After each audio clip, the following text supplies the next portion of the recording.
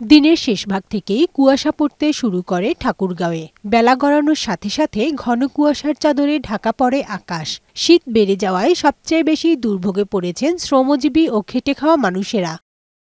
গরিব মানুষদের কষ্ট দূর করতে শিগগিরই শীতবস্ত্র বিতরণ করা হবে জানালেন জেলা প্রশাসক। বস্ত্রগুলো পাওয়া মাত্রই আমরা দরিদ্রদের মধ্যে বিতরণ করে দিব।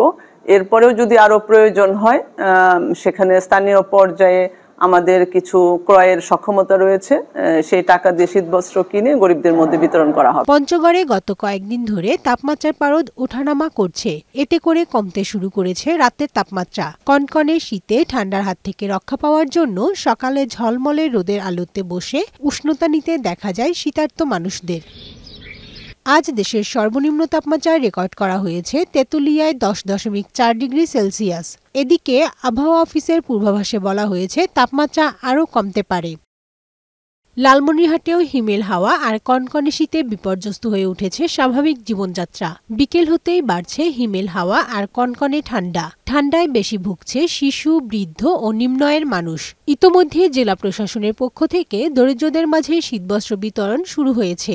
প্রতি ইউনোকে আলাদা আলাদা করে ভাগ করে দিয়েছি কম্বল বিতরণের জন্য। পর্যাপ্ত কম্বল আছে এবং আমরা দিচ্ছি। ঘন কুয়াশা আর কনকনে ঠান্ডায় জনজীবন বিপর্যস্ত হয়ে পড়েছে কুড়িগ্রামে। দুর্ভোগ বেড়েছে খেটে খাওয়া মানুষদের। কুয়াশার কারণে হেডলাইট জ্বালিয়ে চলছে যানবাহন। কানিজ নুসরাত, বৈশাখী সংবাদ।